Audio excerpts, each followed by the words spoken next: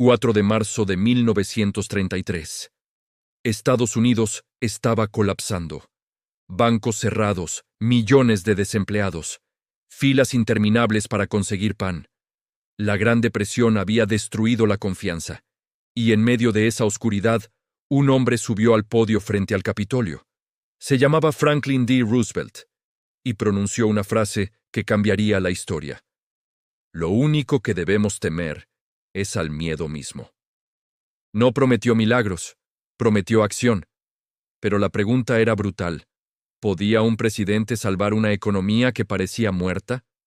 Hoy vamos a entender cómo FDR asumió en el peor momento posible y redefinió el rol del Estado para siempre. Cuando Franklin D. Roosevelt asumió la presidencia, Estados Unidos era una nación de rodillas. Casi el 25% de la fuerza laboral, unos 13 millones de personas, estaba desempleada. Pero esa cifra no captura la desesperación. En las ciudades, se formaban filas interminables para recibir una sopa o un trozo de pan. Familias enteras eran desalojadas, levantando campamentos improvisados con chatarra y cartón, que fueron bautizados con amarga ironía como Hoovervilles, en honor al presidente saliente.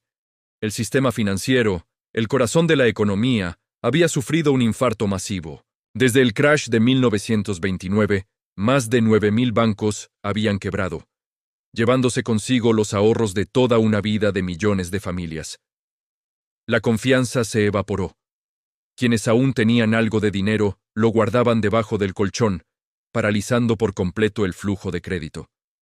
Las fábricas, orgullosos motores del progreso estadounidense, estaban silenciosas. La producción industrial había caído a la mitad. En el campo, la situación era aún más apocalíptica.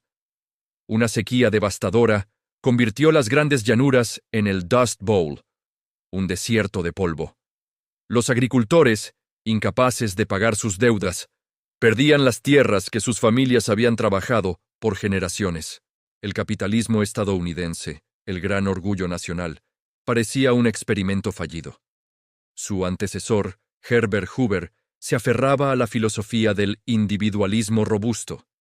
Creía firmemente que el gobierno no debía intervenir, que el mercado se corregiría solo y que la caridad local era la solución.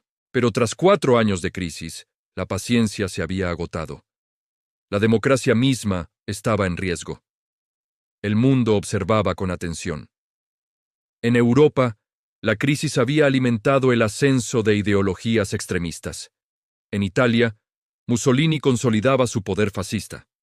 En la Unión Soviética, el comunismo de Stalin se presentaba como una alternativa, y de manera ominosa, apenas unas semanas antes de la investidura de Roosevelt, Adolf Hitler había sido nombrado canciller de Alemania. La pregunta flotaba en el aire: ¿sería la democracia estadounidense la siguiente en caer? Estados Unidos necesitaba desesperadamente algo más que discursos vacíos. Necesitaba un plan y, sobre todo, necesitaba acción. Roosevelt no perdió un solo día. En su discurso inaugural, declaró que lo único que debemos temer es al miedo mismo. Al día siguiente, proclamó un feriado bancario nacional, cerrando todos los bancos del país durante 4 días. Fue una medida drástica para detener la hemorragia y el pánico. Durante ese tiempo, su equipo redactó a toda prisa la Ley de Emergencia Bancaria, que permitía al gobierno inspeccionar y reorganizar los bancos sólidos antes de reabrirlos. Así comenzaron los legendarios 100 días, una avalancha de legislación sin precedentes que sentó las bases del New Deal. Roosevelt lanzó programas de creación de empleo a una escala nunca antes vista. El Cuerpo Civil de Conservación, CCC, reclutó a cientos de miles de jóvenes desempleados para trabajar en proyectos ambientales, reforestando bosques, construyendo parques nacionales y combatiendo la erosión del suelo. La Administración de Obras Públicas, PWA, impulsó gigantescos proyectos de infraestructura que cambiarían el rostro del país. Carreteras, puentes icónicos como el Golden Gate, enormes represas como la Hoover Dam, escuelas y hospitales.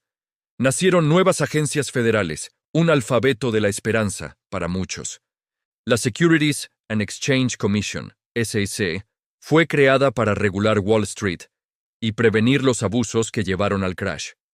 La Tennessee Valley Authority, TVA, llevó electricidad y desarrollo a una de las regiones más pobres del país. Y más tarde, la Social Security Administration establecería por primera vez un sistema de pensiones para la vejez y un seguro de desempleo. Por primera vez, el gobierno federal asumía la responsabilidad directa de proteger el bienestar de sus ciudadanos. Para millones, estas medidas eran la única esperanza. Pero para otros, eran una traición a los principios estadounidenses. Los críticos más conservadores y los grandes empresarios acusaron a Roosevelt de ser un socialista, de destruir la libre empresa con una intervención gubernamental masiva. La Corte Suprema declaró inconstitucionales varias de sus primeras reformas. La oposición fue feroz. Sin embargo, lentamente, la economía comenzó a estabilizarse. No fue magia. Fue una intervención estatal sin precedentes, pero Roosevelt entendió algo que pocos líderes comprendían. La crisis no era solo económica, era fundamentalmente psicológica. Era una crisis de confianza, y para combatirla, utilizó el medio de comunicación más íntimo de la época, la radio. Una semana después de tomar posesión, mientras los bancos se preparaban para reabrir, Roosevelt se dirigió a la nación en su primera charla junto a la chimenea. Con un tono tranquilo, cercano y paternal, le habló directamente al pueblo estadounidense, no como un político, sino como un vecino. Explicó en términos sencillos qué había hecho con los bancos, por qué lo había hecho y qué esperaba que sucediera. Le pidió a la gente que confiara en el sistema y que cuando los bancos abrieran, volvieran a depositar su dinero. El efecto fue electrizante. Al día siguiente, las filas frente a los bancos no eran para retirar dinero, sino para depositarlo. La gente volvió a confiar. Roosevelt continuó con estas charlas durante toda su presidencia, explicando sus políticas y conectando con millones de ciudadanos de una manera personal y directa. No solo estaba reconstruyendo la economía, estaba reconstruyendo el alma de la nación. Reconstruyó la confianza. Pero la historia no termina ahí. Porque cuando la economía comenzaba a respirar, otro desafío apareció en el horizonte: una guerra mundial. Y Roosevelt tendría que demostrar si su liderazgo funcionaba solo en crisis económica o también en crisis global. Hemos visto un país al borde del colapso total, un presidente que expandió el rol del Estado, un líder que entendió el poder de la comunicación. Pero aún falta la parte más decisiva. ¿Cómo pasó Roosevelt de salvar la economía a liderar el mundo en guerra? Cuando comenzó la Segunda Guerra Mundial, Roosevelt enfrentó otro dilema. Estados Unidos era aislacionista, pero el avance nazi era imparable. FDR apoyó a los aliados antes de entrar formalmente en guerra. Tras Pearl Harbor en 1941, el país entró de lleno al conflicto. La economía se transformó en máquina industrial militar. El desempleo cayó drásticamente. La producción explotó. El New Deal había fortalecido la estructura estatal necesaria para sostener la guerra. Roosevelt fue elegido 4 veces presidente, algo que nunca volvió a ocurrir. Murió en 1945, poco antes del final del conflicto. Hoy muchos programas sociales en EEU tienen raíces en el New Deal. La seguridad social sigue vigente. El rol regulador del Estado se consolidó, pero también dejó debate. ¿Hasta qué punto debe intervenir el gobierno? Esa discusión sigue viva casi un siglo después. Roosevelt asumió en ruinas.